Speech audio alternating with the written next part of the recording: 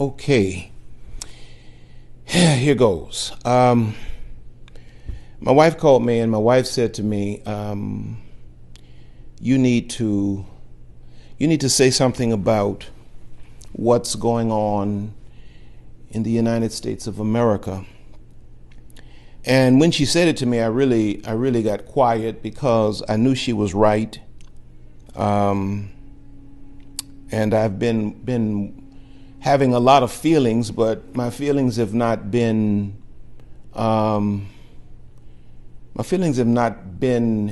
healthy, and my words would not have been balanced or wise. And I was always taught that you shut your mouth until your spirit can dictate your words, not your emotions. I have a lot of emotions about watching a police officer literally murder a man that looks like me, maybe a bit taller, maybe a bit darker, but a man that looks like me, he murders him in broad daylight. I never dreamed that I would see a lynching, but I actually saw a lynching. I have a lot of emotions about that. I have a lot of emotions about the fact that this man could murder this man in broad daylight on camera with witnesses begging him to relieve the man so that the man could breathe. And it takes them 3 or 4 days to incarcerate the man only after public outrage. I have a lot of feelings about that. I have a lot of feelings about third-degree murder. I have a lot of feelings about that. I have a lot of feelings about the fact that this man's knee was on this man's neck for 7, 8, some say 9 minutes. And it's third-degree murder. If I had done the same, I would have been arrested on the scene. I have a lot of feelings about the fact that this officer could be surrounded by his peers and they not stop that. I have a lot of feelings about that. And the Bible talks about how hope deferred makes the heart sick. That simply means that you can only promise a person something so long before it breaks them on the inside. When I look at the young people of the United States of America walking in unity to protest, and then I see another group of young people who take advantage of the opportunity to riot, to loot. While the news media wants to turn the camera and the attention towards the looting and the news media and the powers that be, is what I'll call it, want to call them thugs, I say that these are the children of America. Those that are protesting are the children of America, the sons and daughters of America. Those that are looting, burning, are the sons and daughters of America. These are the children America has raised. So when we look at them, we see ourselves. I'm not so quick to call them thugs because where's the hope? Where's the opportunity?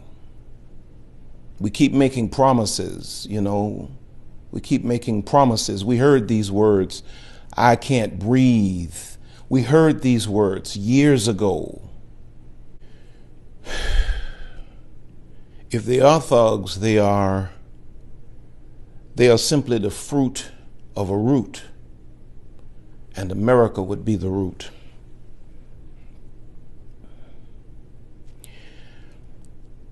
My prayer is that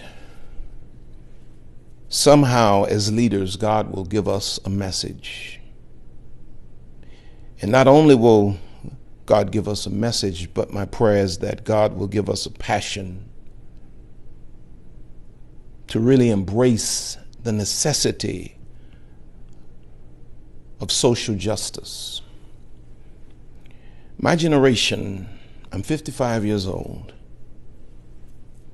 I guess you could call me a civil rights baby. I was born in '64.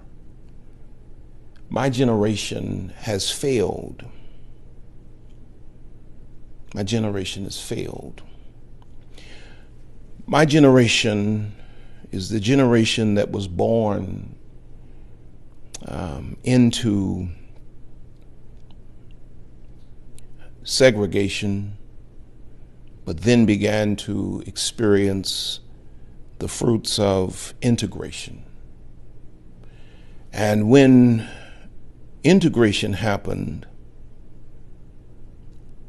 everybody was striving for him or herself. It was every man for himself. I'm pursuing the American dream. And so if I made it out of the hood, and if my family got out of the hood, and if we got a better house, and if we moved up like George and Wheezy, we forgot about the millions that were left in the hood. And we started behaving in a way to assimilate to our present condition, though our present condition based on economics was not our reality. And we forgot the fact that it does not matter how much money you make in America, how successful you are in America, what good deeds you do in America. At the end of the day, America looks at you and calls you a nigger.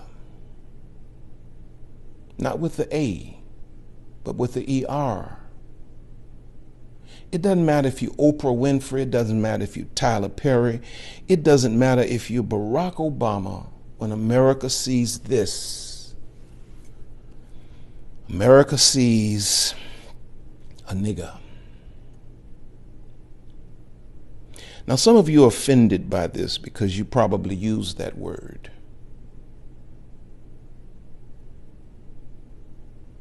But now we're at a point where it's no longer my generation that's sitting by passively protecting our little personal kingdoms and afraid to upset the powers that be because we don't want to lose our position or lose our stuff. Now we have a whole generation of young people who care nothing about stuff. They care nothing about status. They don't believe the hype anymore. They're not falling for the illusion of inclusion. They realize that when America sees them, America literally sees something less than human. And so now their souls are broken because their hopes have been deferred. And so when you see them rioting, Dr. King said, it's the language of the unheard. Now, I must say this.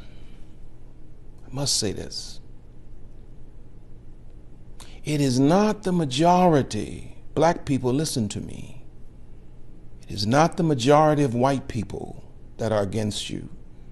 I don't know if you've been paying attention or not, but there are a lot of white people that are standing on the front lines of these protests, shielding their black brothers and sisters from the aggressions of the police forces.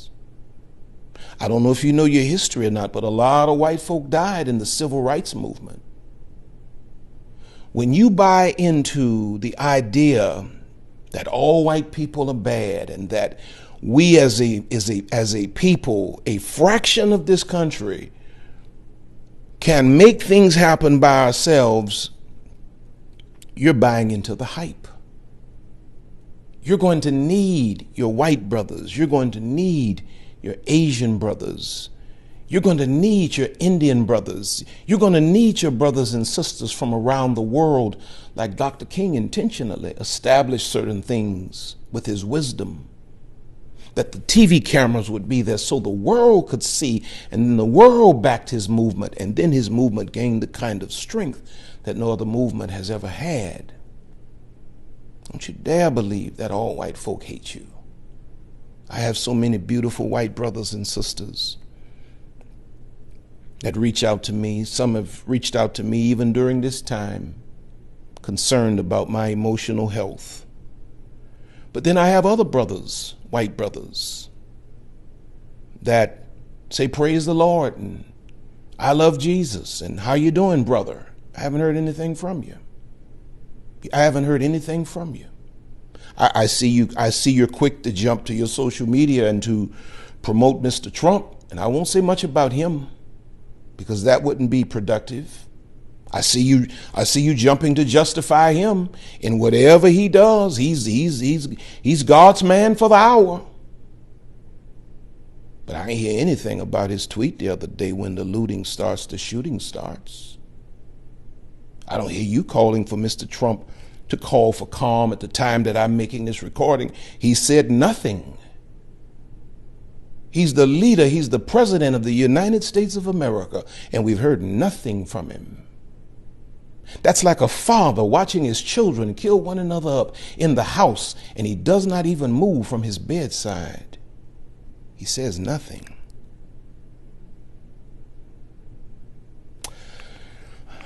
I believe that, and I'll bring this to a close.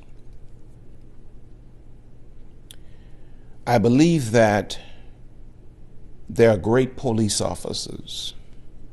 In fact, I know there are because I know you. I know many of them. I live on a block with, I don't necessarily know them personally, but they seem like great people. I live on a block with police officers. I know them, many of them personally, great police officers. It hurts my heart when all police officers are painted with the same brush, because they're not all like that. They're not all like that. But I will say this. If the optics are going to shift, if the imagery of policing in America is going to change, my brothers and sisters that work in law enforcement, you're going to have to become as outraged about your so-called bad apples as society is. When you sit there and you're silent and you say nothing against those in blue, it really taints you. When we see you policing yourselves like you police the streets, it is then that we will begin to trust you as a whole. But as long as you sit there silently and you watch a man put a knee in another man's neck and kill that man in public, we will never trust you. You have a PR crisis, and the only way to rectify it is to do better.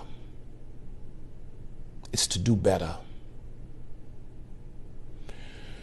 I have a lot of feelings.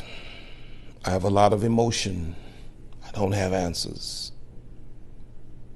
I struggle with that. I struggle with that. That I don't have answers. Struggle with that.